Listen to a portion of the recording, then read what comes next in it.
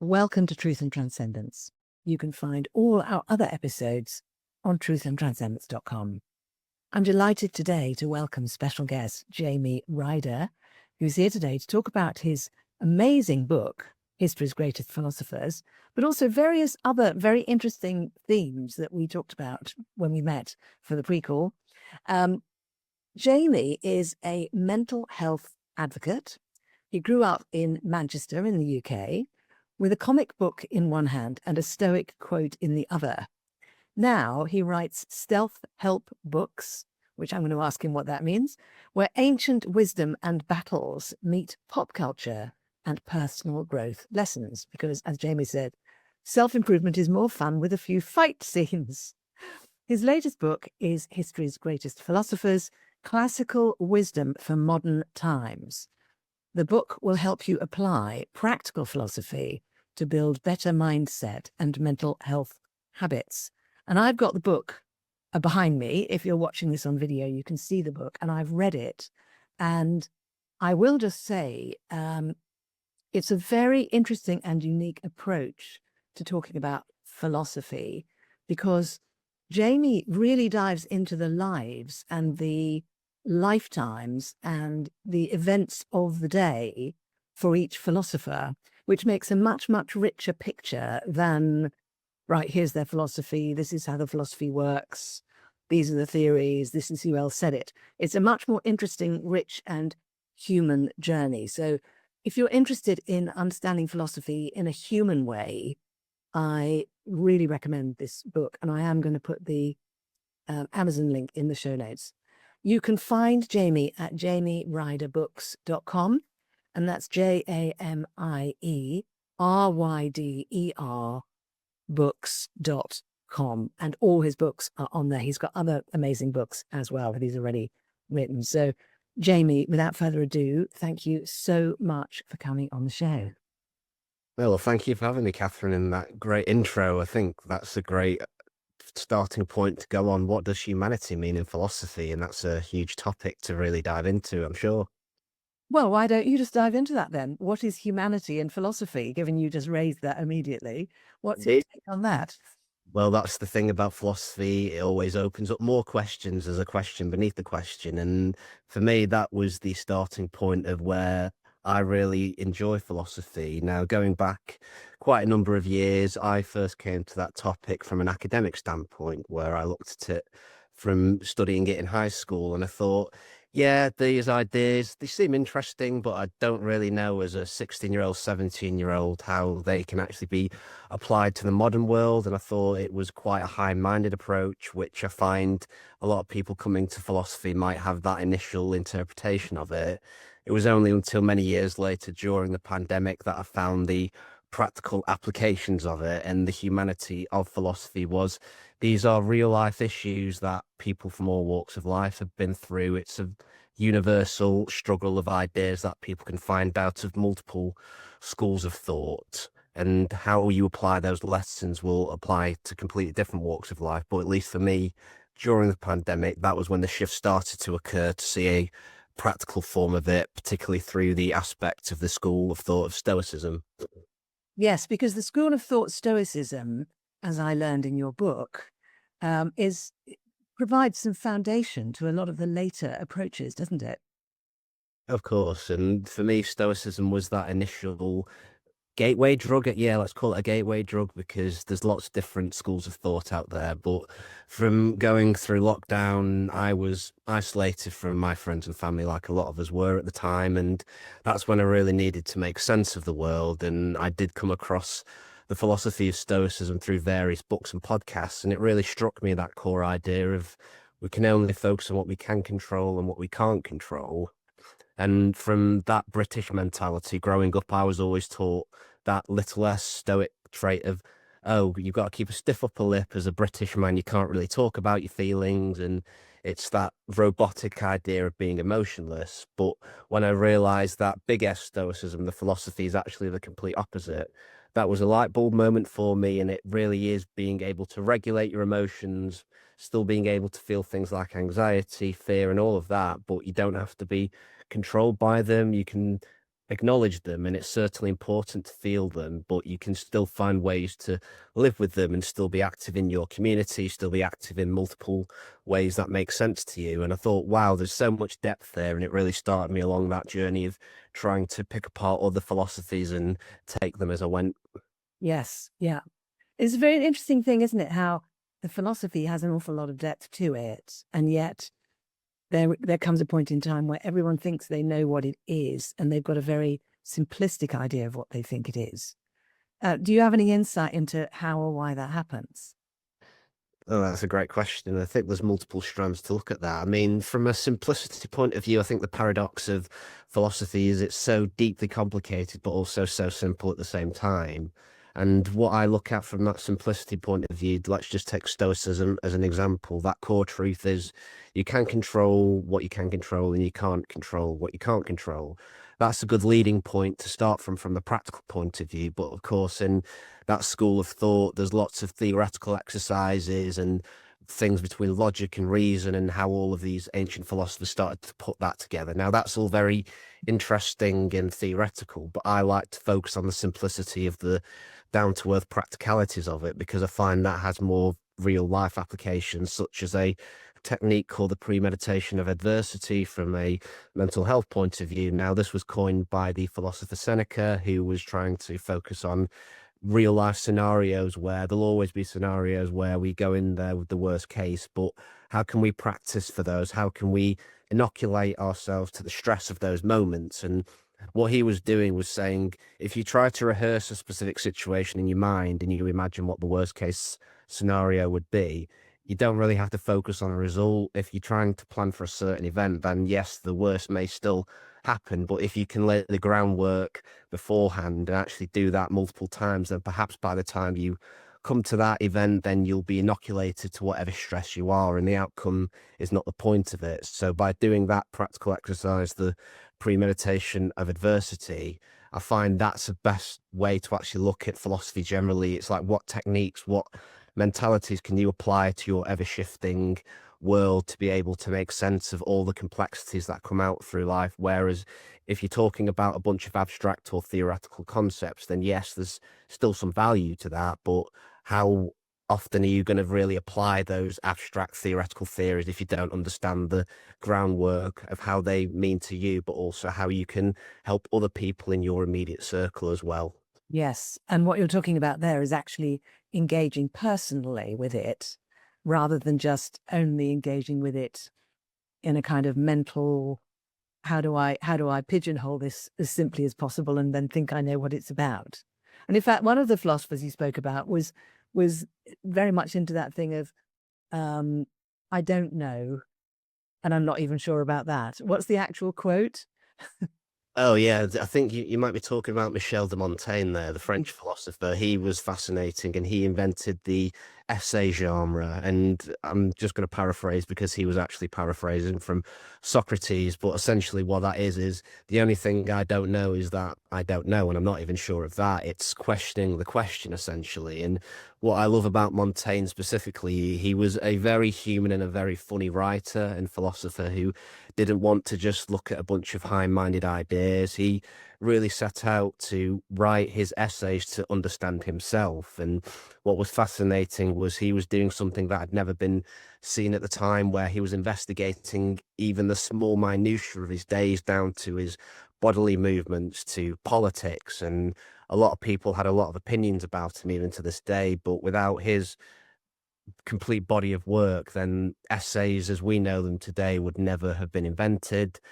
The glut of information that we find on the internet with all this content that's coming out as well, I think we can bring it back to him as well. But by doing that explorative form of writing, that was a philosophical exercise in itself. And to be able to examine your own mind, but your own mind in relation to everybody else around you, that's a very valuable practical exercise as well that Montaigne introduced to the world. Yeah, yeah. And there was something you spoke to me about on the pre-call about being a wisdom scavenger. I think you described yourself as a wisdom scavenger. Would you like to share what that means and what that means to you?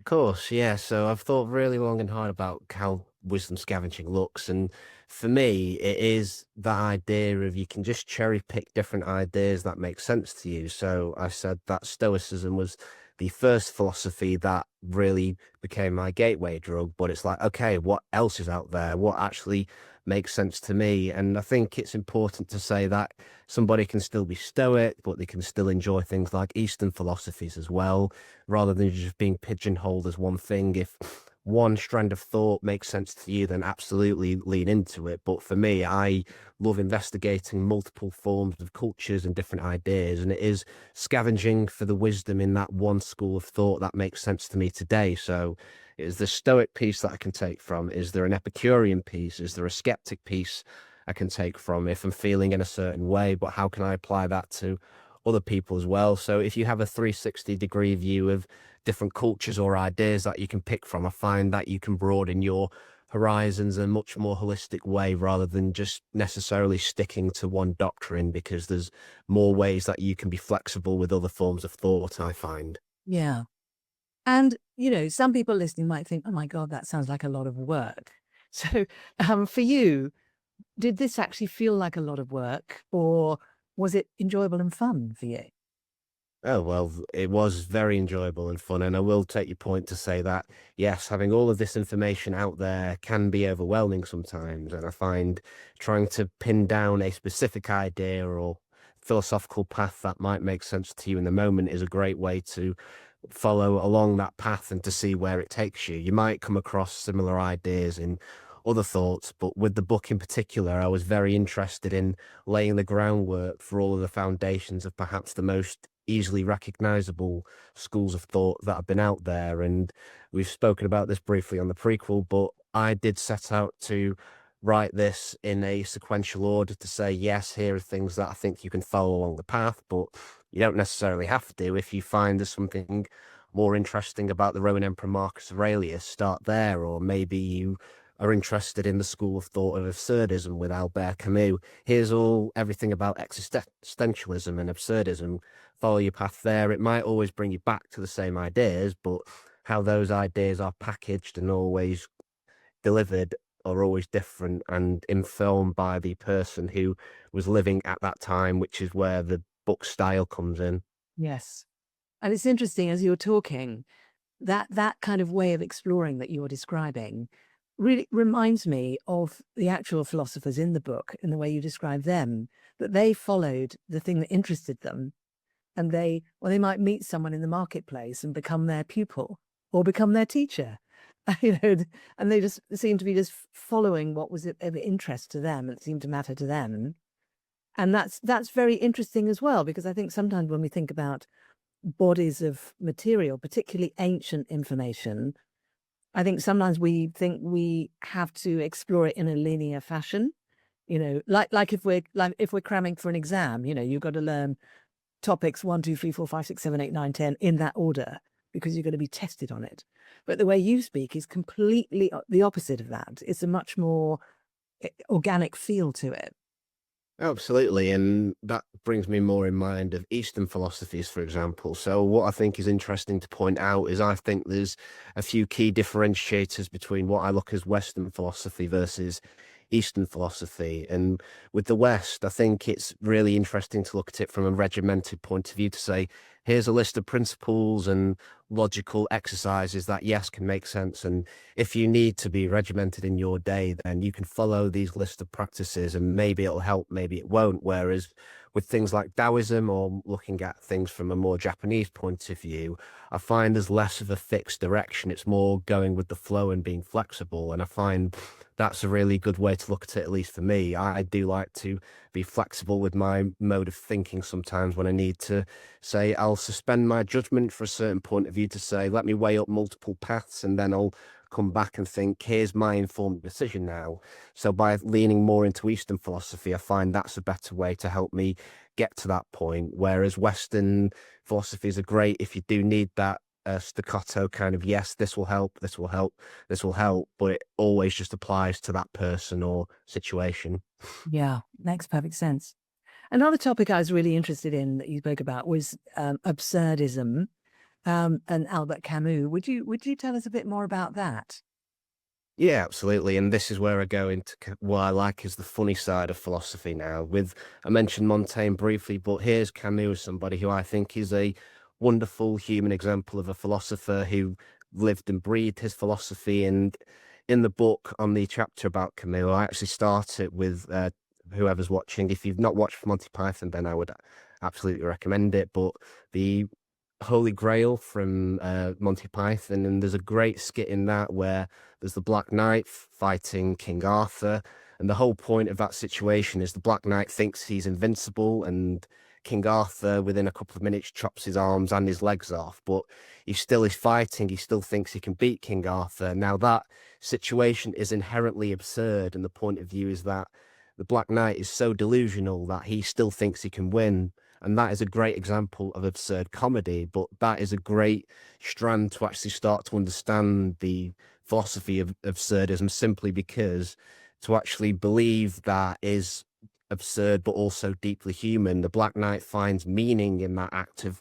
throwing himself against the inevitable. And I think if Albert Camus had been alive to watch Monty Python skits, I think he would get a great kick out of that. But Albert Camus really is an interesting writer and a philosopher because he was always focused on trying to find meaning in the absurdity and the mundanity of things. And one of the most famous examples that I can think of that is really distilled down is called the myth of Sisyphus, where Camus wrote about the idea that the Greek tragic hero Sisyphus was condemned by the gods to roll a boulder up a hill for the rest of his life. Now, people might think that, oh, I've got to roll a boulder up the life, whether it's a job that I don't like, whether it's a situation that I'm resigned to forever, this is monotonous, I can't escape it.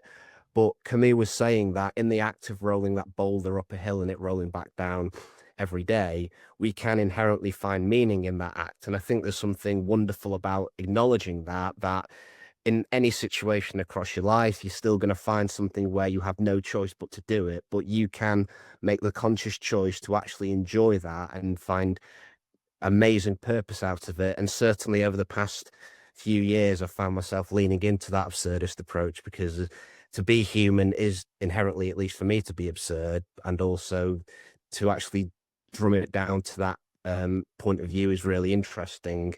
What was also interesting for Camus about me was the fact that he always tended to write in cycles. So he tended to write a novel, an essay, and a play through different cycles. So he had the cycle of the absurd, where he first wanted to focus on alienation and the meaningless of existence through novels like The Stranger and The Myth of Sisyphus. He also had his cycle of revolt, where he wrote the novel The Plague, his essay The Rebel, and the play Just Assassins, where he was about trying to find meaning and revolt against those initial absurd points of view.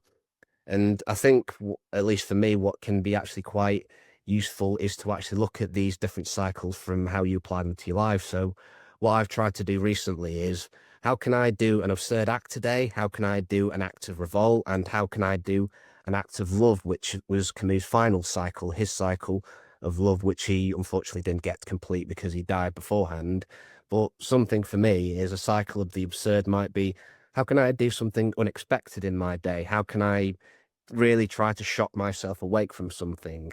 A cycle of revolt, how could I revolt against something that might be an unhelpful thought pattern or something that I've never tried to do before?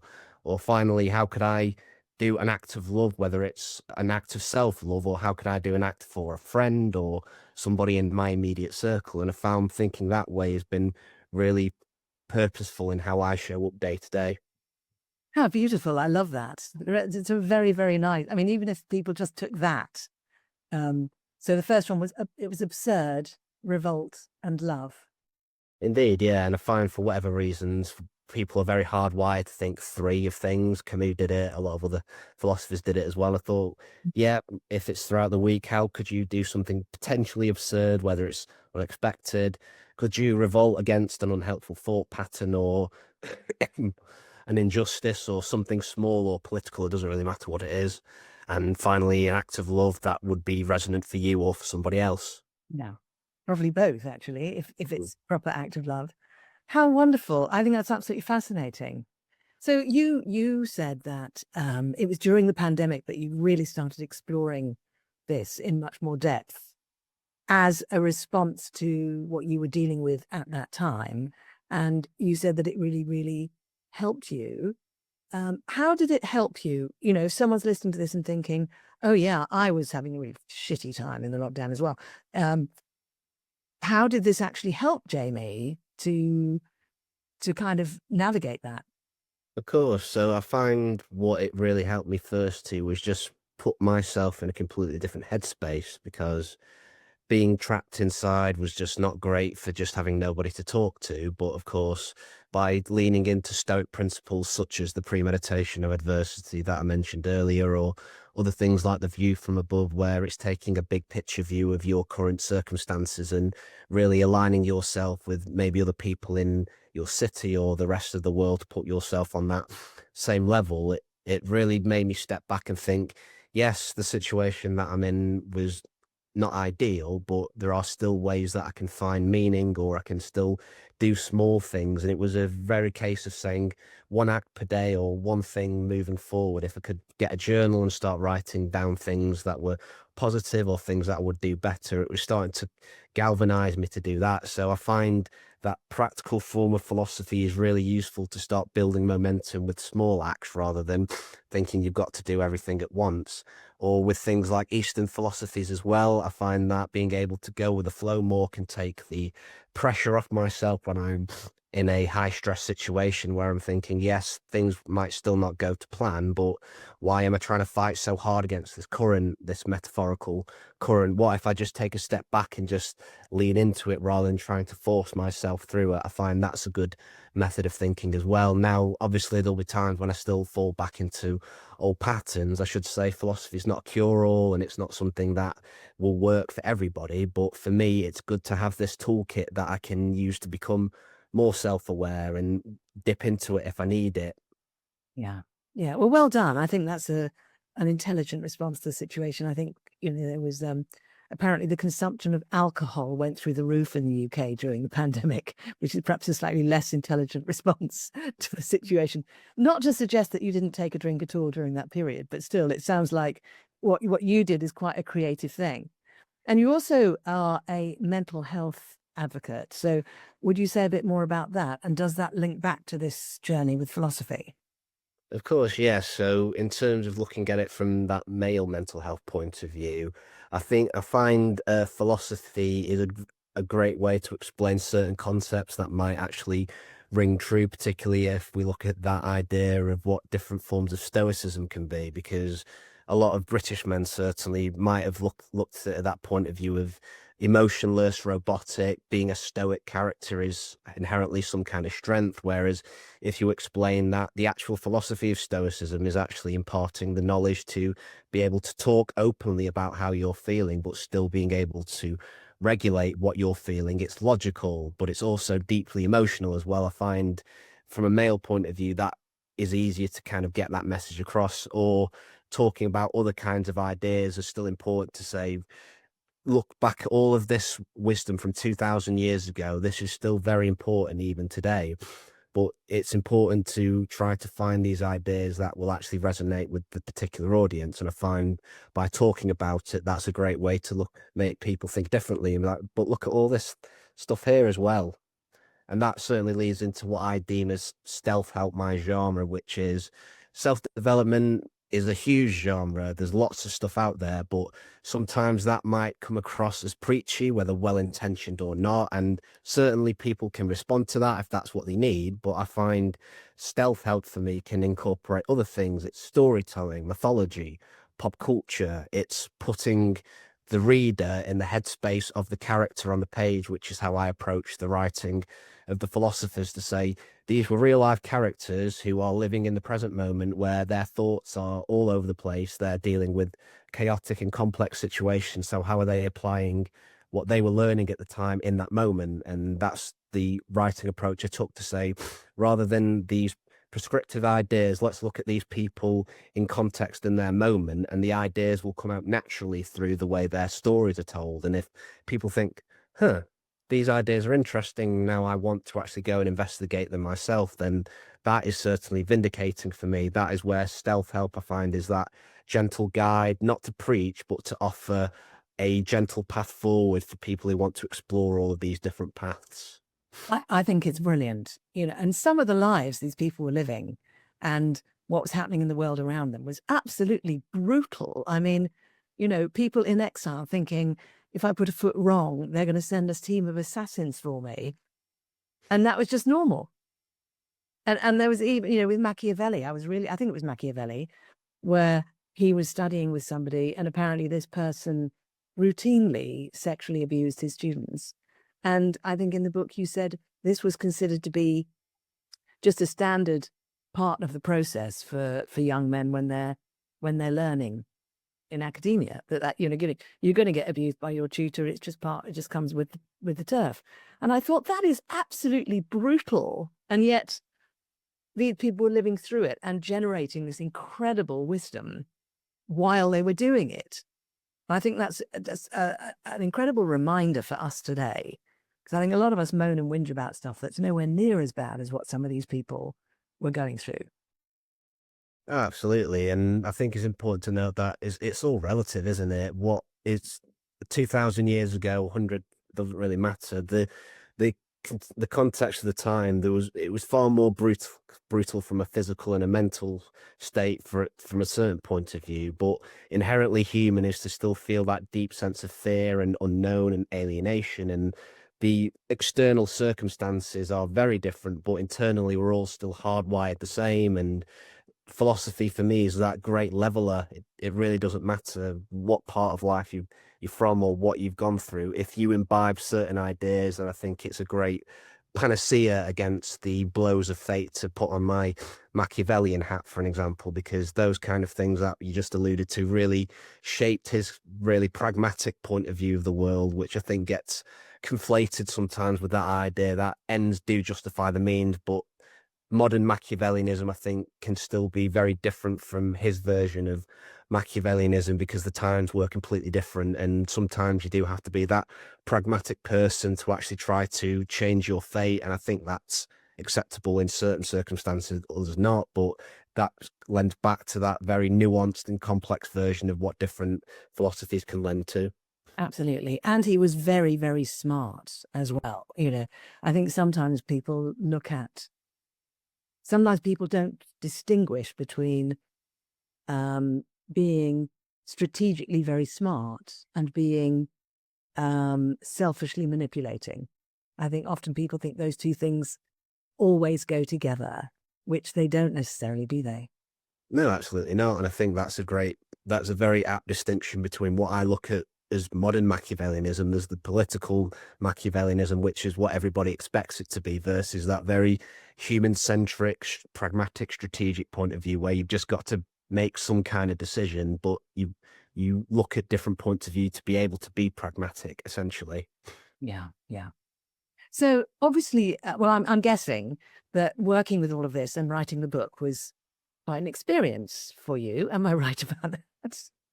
Oh, absolutely. Because if you look at it, it's, juggling multiple points of view and different philosophies, and really trying to put myself in the shoes of these great men and women who have lived far more interesting and complex lives than I would ever be able to. But in terms of how I approached that, it was just saying, look, they're flawed, they're not perfect. They've gone through their whole different multitude of errors and what they've experienced, but there's still got those core truths that people can relate to. And that's the most fun part of the book that I really found writing these characters. It was to say, yes, I can relate to them in certain ways, and that's the way I actually started reading and writing them. But there are other things that I discovered about them that have not have any applicable to my point of view at all, but it's still great to learn. And that's the point of view of being a philosopher. I find the idea is philosophers are people who love wisdom, and I find that's a great distinction between what I look as knowledge and wisdom. Knowledge is what you pick up, wisdom is what you actively apply and still try to get better at consistently, and that is the hard part. That is philosophy in its essence. Yeah, beautiful. So then you came through the the lockdowns and everything, and out the other side, and you've written this book. How has what you're now doing evolved from that, and what you're doing with this information? How has that evolved, or has your life changed, particularly in terms of what you're doing as a result of doing that work? I find from a personal standpoint, it's really helped me become far more self-aware and around my immediate changing circumstances. I am a recent first-time dad, and as you can imagine, philosophy certainly helps with a rambunctious, almost one-year-old daughter who's brand new and alive to the world, and everything's going on. And sometimes it is to say I'm juggling multiple plates, and I can't always be present as I'd like to be, and it's easy to fall into the trap of trying to make snap decisions or being overly emotional when I don't mean to be. But I've got all of these techniques around me that can be that leveler and make me think, hang on, Jamie, you are inherently doing something wrong here. It's nobody's fault. But by having that self-awareness in the back of my mind, by looking at it through stoicism, skepticism, or whatever strand of thought I'm thinking about at that time, it is good to reset myself and think about how I can show up to be a better parent and to be able to guide my daughter Freya along a path as she goes older that I hope will make her as curious and open to new ideas as I try to be in my life. Yeah. And is your partner also equally curious, or does she think you're a bit of a nutter for doing this? Oh, absolute nutter. Yeah, absolute. And I'll give her that. But I find that makes our relationship a lot more interesting because sometimes we can be very opposite, sometimes we can be very aligned with things. But really, I think she's far more philosophical than I think she thinks she is. It's just how she's gone through her life with vastly different experiences, and still the ideas penetrate. It's just not saying, oh, you were doing something quite philosophical today. It's no, you're just being you, and I think that's the great way it is. People do a lot of stoic things and they might not think they're doing it, but that is just them making that decision. And I think that's wonderful. If you can get to a place in your life where you're saying, I'm actually studying, I'm actually doing something philosophical here. If you don't even have that thought to say, I'm just doing things, I think that's where the great shift occurs. And certainly for me, I started thinking, oh, here's a philosophical exercise I'm going to do today, where now it's got to a point of just saying, no, I'm doing this thing now as I'm doing it. I don't think it's philosophical. It's just how I show up in the day. And that's the growth I've certainly seen from myself along this journey. Yeah, yeah. That's interesting. And because I was also thinking about how often we'll just in common life, we'll say something or have a particular behavior or a particular thought form that actually, if someone reads your book, they can recognize where that may have originally come from. And we just don't realize it. I think that's very useful because it means that we can realize we may be doing something that really works for us consciously, or we may just be copying something unconsciously. And we can then question, does it actually work for us? And if it does, we can double down. And if it doesn't, we can shift it. Oh, absolutely. And just along that strand of thought, because questions with more questions, I think that's a great way to look at the philosophy of skepticism. Going back to Montaigne, for example, his favorite philosophy of all was skepticism, i.e., being able to juggle multiple viewpoints and say, I am literally going to suspend my judgment with questions and actually weigh this up until I can make my informed decision. And I think that's a very healthy way to look at the world, specifically in this era where there's a lot of information out there and people are very polarized in politics or across multiple spectrums of life. If you actually can withhold your judgment around certain things and actually try to see more than one side, whether it's republicanism, Democrats, just to take that example, perhaps you could actually become a more rounded person by being able to understand that person. You don't have to agree with them, you can tolerate them, but at least you actually try to understand them as a human being and actually get to where you are. And that was certainly very useful for Montaigne in his era, where it was highly politically charged and he had to navigate through a lot of complex relationships. Yes, and he actually had relationships with people with all sorts of different points of view, didn't he? Oh yeah, and his job at the time was in Parliament. I think he started by writing down the opinions of people in court to actually try to make these decisions. And ironically, he ended up becoming the mayor of that same municipality where he couldn't do the theory anymore. He actually had to make those decisions for people. So I think that's a great journey for where he came, and that really informed his essays as well for how he got to that point. Yeah, but he wasn't necessarily thrilled about being made mayor, was he? Well, that's that again. That's quite complex. Some people say that he wanted it. Some people said he couldn't think of anything worse. And I think that again, looking at how philosophy and ideas change, everybody has their own interpretations as the years go by. Montaigne originally just wanted to write to understand himself. It's not as if he tried to publish anything for his own kind of viewpoint to actually be commercial, although that was great that he did. Whereas about 200, 300 years later, the Romantics thought that he wasn't being deep enough. People thought he was a menace to society because he had all of these controversial opinions. Whereas now, my opinion is that if he was alive today, then he'd be writing all kinds of blogs. He'd be on Reddit. It'd be like looking at all these different things. So everybody has their own interpretations, and I think that's the beauty of philosophy as well, that it is open to change. It has to evolve from those original ideas, but you can still be traditional if that applies to you. Yeah. So will there be more books? Because, a couple of philosophers who I am aware of were not mentioned in the book, such as, for example, Sartre or Nietzsche. Nietzsche, I never know how to pronounce that name properly. So will you be doing, a sequel book with talking about more philosophers, or is this cycle complete and you're moving on to something else now? Well, never say never. To take the Camus approach, I did have the cycle in mind to say I've got these 3 books from different cultures that I wanted to start with this series that I call Wisdom Traditions of the World, but there's always new ideas. I'm always evolving as a writer, and I would love to go back to other philosophers in the future, whether it's on an individual level or from a bigger book, maybe a biography of just one philosopher. That's a great goal to set for myself. Now, where that comes from, I don't know. But for now, this cycle is complete, and I'm just looking forward to seeing if it helps anybody in the future. Fantastic. Can people actually have conversations with you about philosophy, or are you, um, uh, not available for that? I mean, what's your kind of view about that?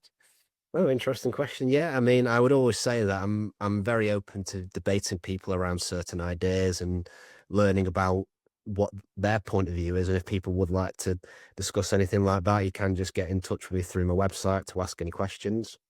Fantastic. Brilliant. So I'm just checking my notes to see if there's anything else that I would just kick myself if I didn't ask you about.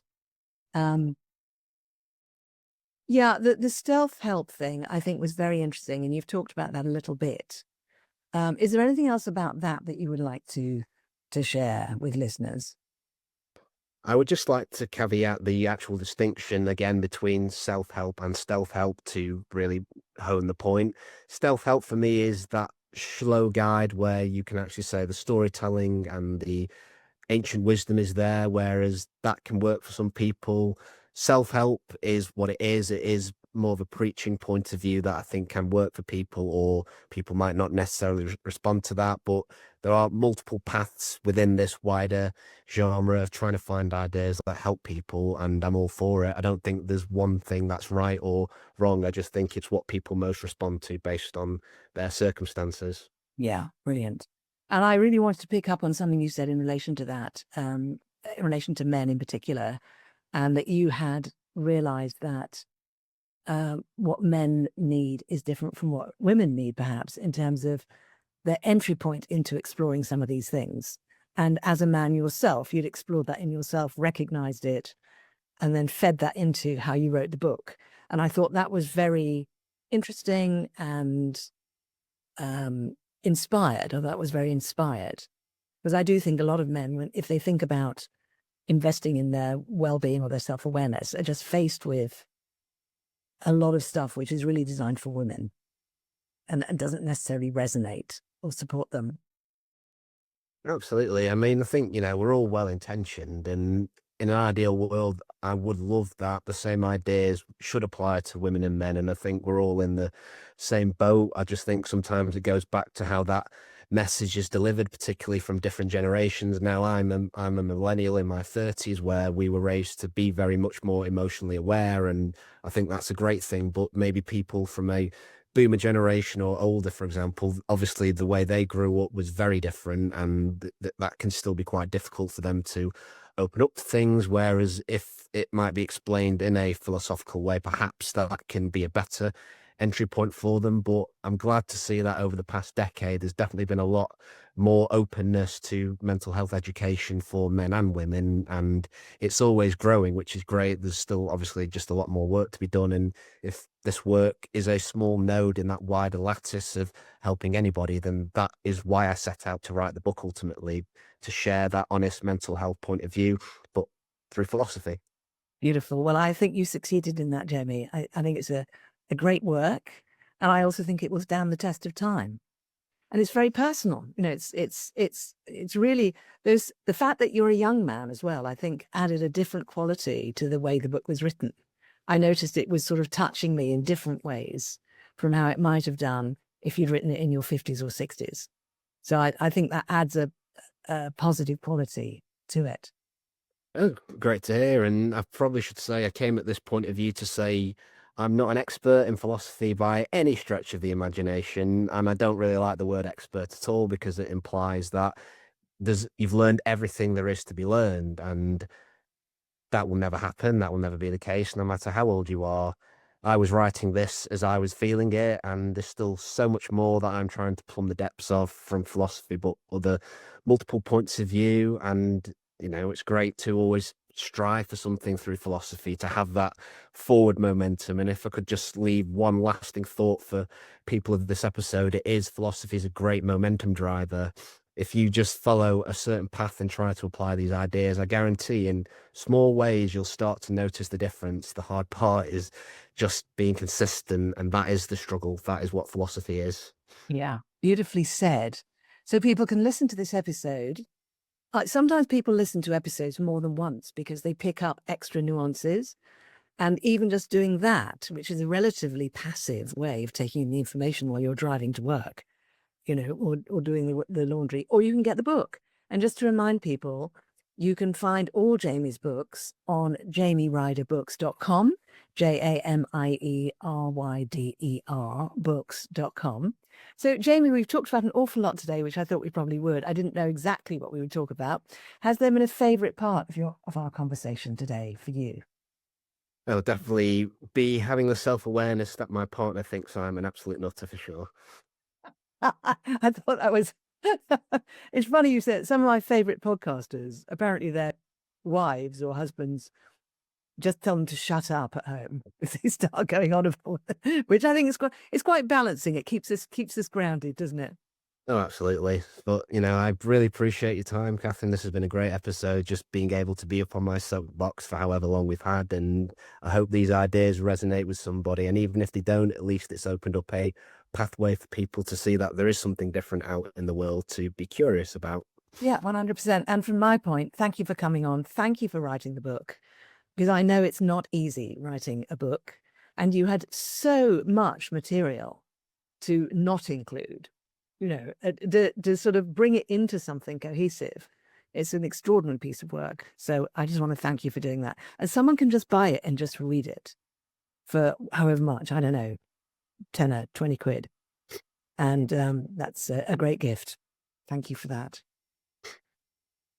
So everybody, thank you for watching. Thank you for listening. If you've been watching, please put a comment below the video, because those are always great and people can respond to those, and I always respond. Do check out Jamie's website. Do get his book. I'll put the Amazon link in the show notes. And thanks again to Jamie Ryder.